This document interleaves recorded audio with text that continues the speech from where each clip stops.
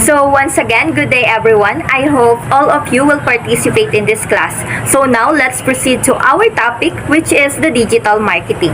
So here are the objectives of our topic. Describe what digital marketing is and how it can be applied to tourism products. Identify digital marketing tools for promotion and distribution of tourism product. Discuss the limitation and the advantages of using the internet. Differentiate traditional from digital marketing and illustrate what an effective digital marketing campaign is. So before we tackle it, my question is, what comes to your mind when you hear the word digital marketing? Yes, Miss Laberhen? For me, digital marketing is about the way on how you will market your business using a digital platforms. Yes, you're right. This is the simplest way on how we can describe the digital marketing. How about you? Yes, Miss Laberhen again. For me, it's a form of promotion in which we can deliver our platforms, taglines, and objectives to our current or potential customers using the internet and other forms of digital communication. Yes, and in addition to that, the current trends that I am observing right now is today most of the consumer or business mostly rely on internet to research product, make comparison, read comments by consumer, interact with each other, and make product purchase. However, in the long run, I observed that because of the changes that happen, especially nowadays when more than 4.6 billion people or 57.1% of the global population have access to the internet, some of the people who are not that good with technology are having difficulty in terms of booking and finding the right destination that they want to explore. One example of this is that some hotels only wants to deliver their offers online, and some destinations are only available to know its details through technology. And I also observed that the promotion that most businesses have is online. There are only few printed materials or traditional marketing such as ads in the newspaper or radio advertisement, right? So, because of the current situation that we have today wherein digital marketing are the most popular form of promotion, here are some tips on how we can maximize the explosion of our new digital tools. So, going back to our first activity from Sir Royland, which is the Hopia online marketing presentation, the use of moment marketing is the exact definition of our last activity. Did you remember that we create a Facebook page, right? And through that, we share all the information about the products that we market. Some of us use advertisement like a love story of a boy and a girl who click with each other because of their product, which is the Hopia. So, interesting, right? Also, in this kind of marketing, we need to have a critical thinking skills kung paano ba natin madadivert ang emotion ng mga manonood sa ating ads. Kikiligin ba sila, malulungkot, or sasaya? Kasi mostly people want na feeling stories wherein magkakaroon ng emotional connection sa kanilang isang bagay. Second is the use of different platforms. So, ano-ano ba yung mga platform na madalas binubuksan natin if we want to purchase the product and services? Yes, yung mga website, right? Lalo na if we want a tour package. Sometimes we compare it with other packages. Kapag naman mga product, madalas nating puntahan is Lazada, Shopee, Zalora, and most of us natingin tayo sa mga reviews. So with that kind of scenario, we need to be aware kung saan ba natin i-advertise ang product natin. And also, di ba, ang madalas nating gamitin is Facebook and TikTok. Kaya kung napapansin natin, ang daming product na nandun kahit hindi naman sila gaya ng mga Lazada and Shopee na talagang shopping center. Third is, do it consistently. So, kapag nasa part na tayo na alam na natin kung paano ba natin makukuha ang atensyon ng ating target market, we need to be consistent. Hindi yung mentality natin is, next month na ako gagawa ng promotion for this kasi naiinganyo pa rin naman yung mga tao sa aming ginagawang the use of moment marketing strategy. Paano ko nananawa na sila, diba? Kasi paulit-ulit na lang yung advertisement na nakikita nila. So, as a businessman, we need to practice the art of consistency. Lastly, engaging content is essential. So, paano ba natin masasabi na importante ang pagkakaroon ng nakakaakit na content? So, dito dapat sa una pa lang may laman na yung ating advertisement, yung magkakaroon na ng mentality yung audience na ano kaya mangyayari dito. Gusto kong tapusin to kung ano bang meron dito sa advertisement na to. Like that, o kaya makukuha rin natin yung attention ng ating target customer kung meron tayong tagline na catchy, di ba? Maraming ways on how we can make our content more engaging, kaya dapat malawak ang ating critical thinking skills to connect effectively with our potential and current customer. Next is the internet statistic on penetration and use. Any idea kung about saan ba ito? Yes, Miss De La Berhen? I think it is the portion of the population that has access to the internet. Kung saan dito na measure natin kung ilang percentage ba ng tao ang karaniwan lagi nasa social media sites and any other kinds of digital platforms.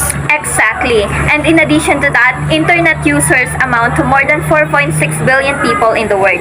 Imagine, sobrang daming tao sa mundo ang nagamit ng internet. Isa na nga dito ang Northern Europe with 95% rank first with the highest internet penetration. Halos mag 100 na, diba? And also Asia which has the largest number of online user with over 2.3 billion. At kung itatanong nyo dito sa country natin, which is the Philippines, the number of internet users is 70 million, accounting for more than half of the population. Ganon kadami ang percentage.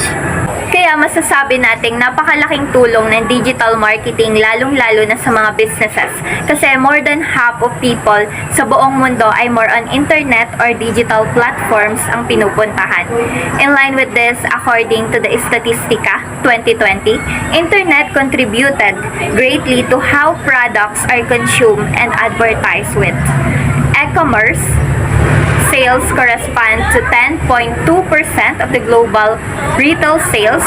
An example of this is the online travel industry. Diba? Mostly, ang mga tao ngayon, kapag gustong mag-check-in, one click lang sa cellphone nila.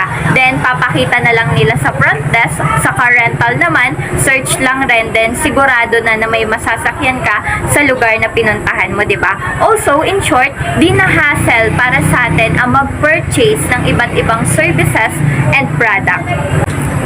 Next is when we say internet and the World Wide Web. The only things that we need to know is they are connected to each other. So, sa paanong paraan? Well, ito kasing World Wide Web, it refers to all the public website or pages that users can access on their local computers and other devices through the internet.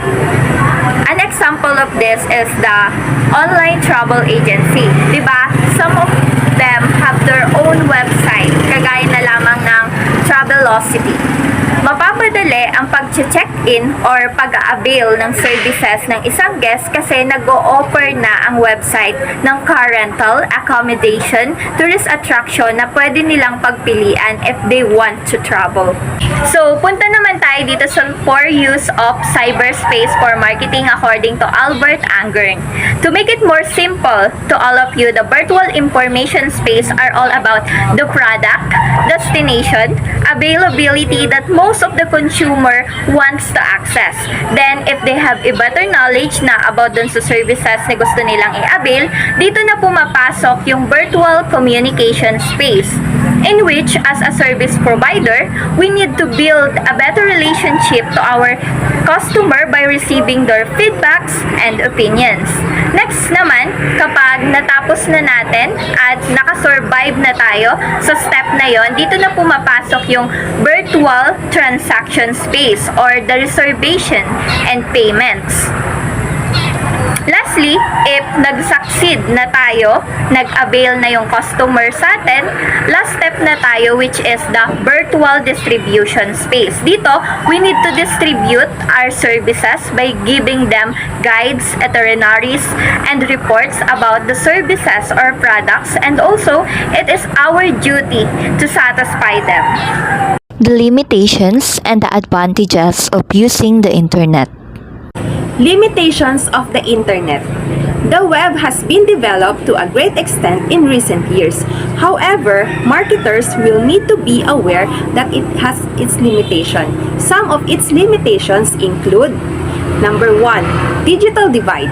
Information is available only to those who have access to it through smartphones and computers. Number 2, information overload.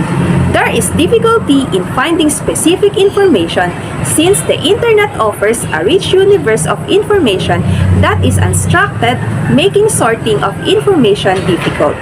Number 3 is speed. Information is available almost instantaneously since more and more people are doing online. Not being there give one business an undue disadvantages. Number 4 is security. The perception that the web is unsecure and that personal information might be used to wrongly hinder the growth of e-commerce. However, as users become more familiar with the internet and spend more time using it, this concern has eased up. Number 5 is credibility and information. Since everyone can upload information, distinguishing fact from fiction becomes extremely hard.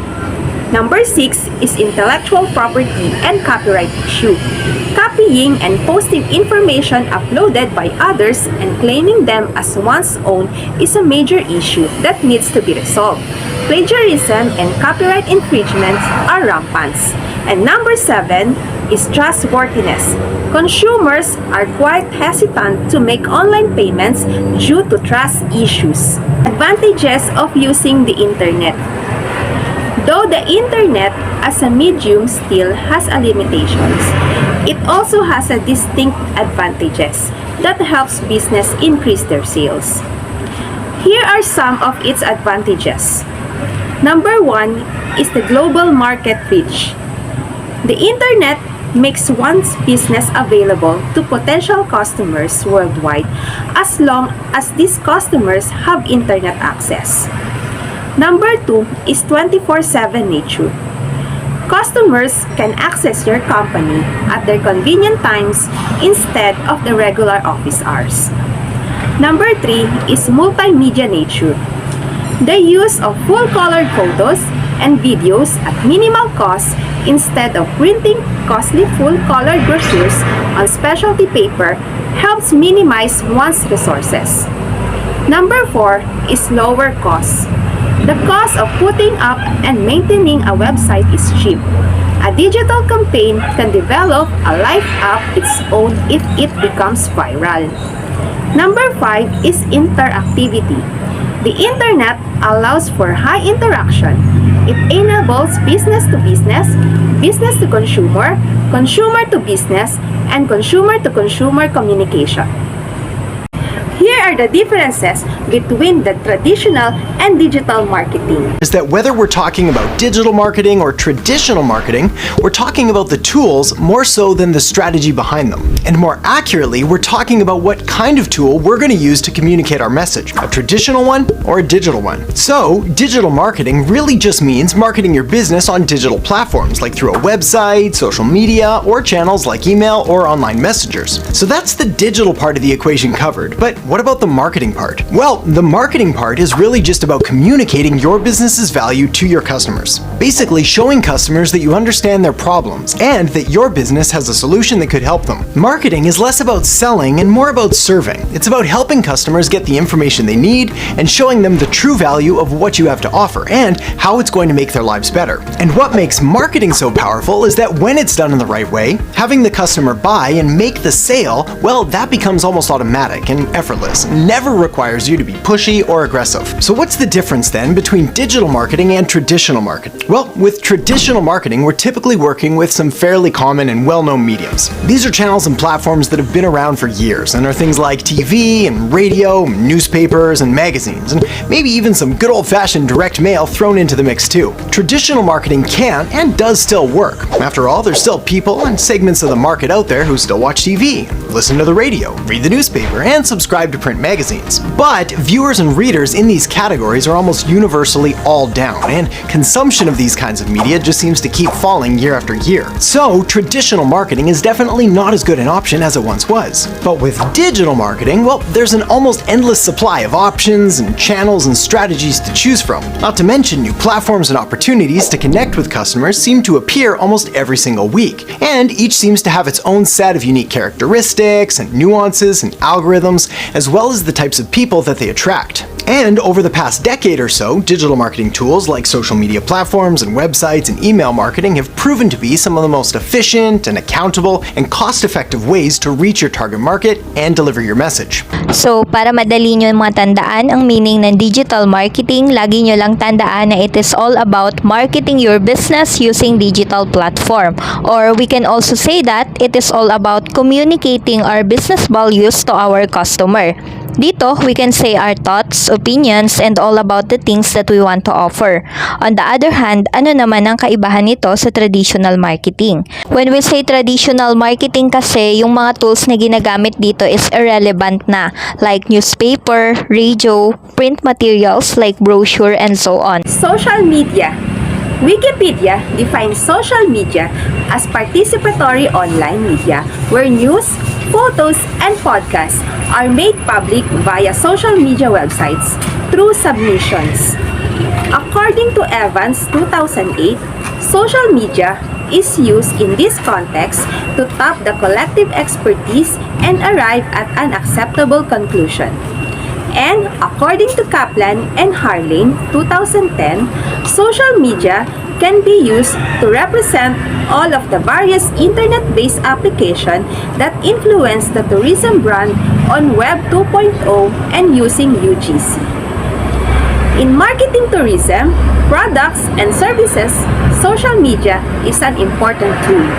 It helps make product more tangible through the experiences shared by others.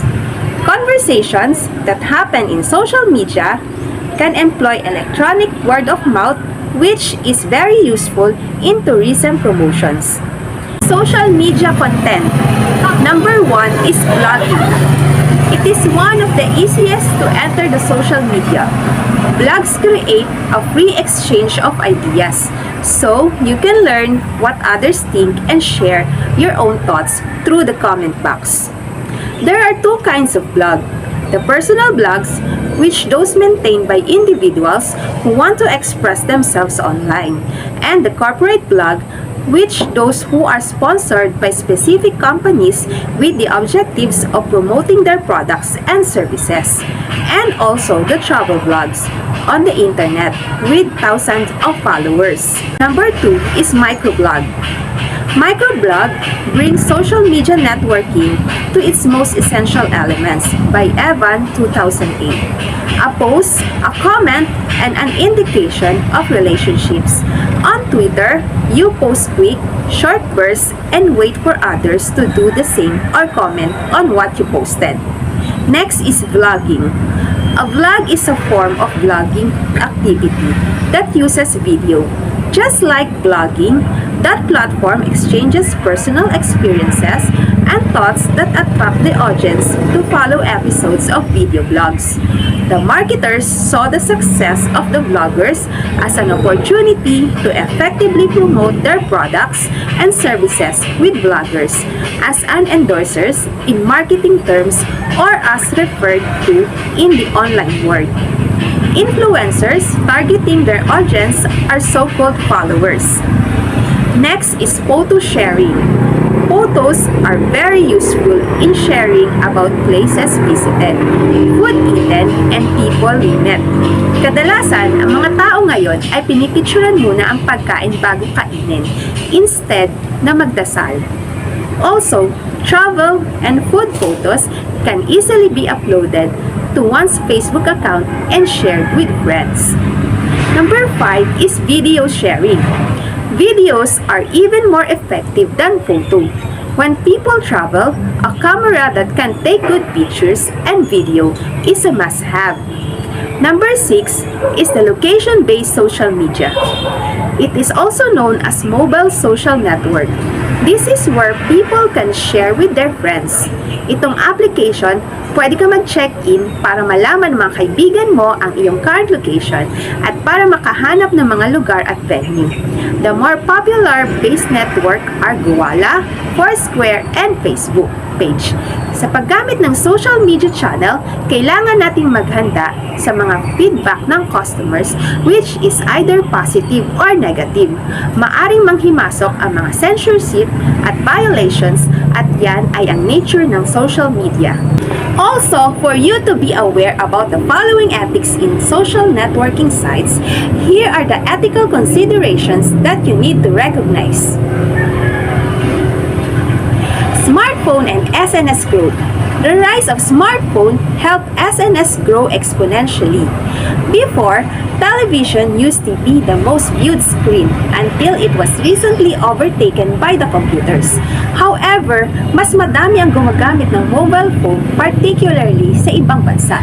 At ito ang naging most valuable channel of information with easy access on the internet, with unlimited surfing through mobile data and widespread Wi-Fi hotspot. The smartphone has become the most common web access device worldwide, according to Ryan and Jones in 2011. Instant access to the internet whenever and wherever means that people are tweeting and uploading, reviewing, and commenting on their daily experiences as they happen. Because of its immediacy, tourism marketer must be on their toes. Uploads become viral in a matter of minutes. Location contributes largely to the success of any business. The GPS-enabled smartphones have applications that can help you track the nearest restaurants or which of your friends are nearby. Online video through YouTube have helped tourism products become tangible in the eyes of customers, viewing the experiences of others who have visited destinations.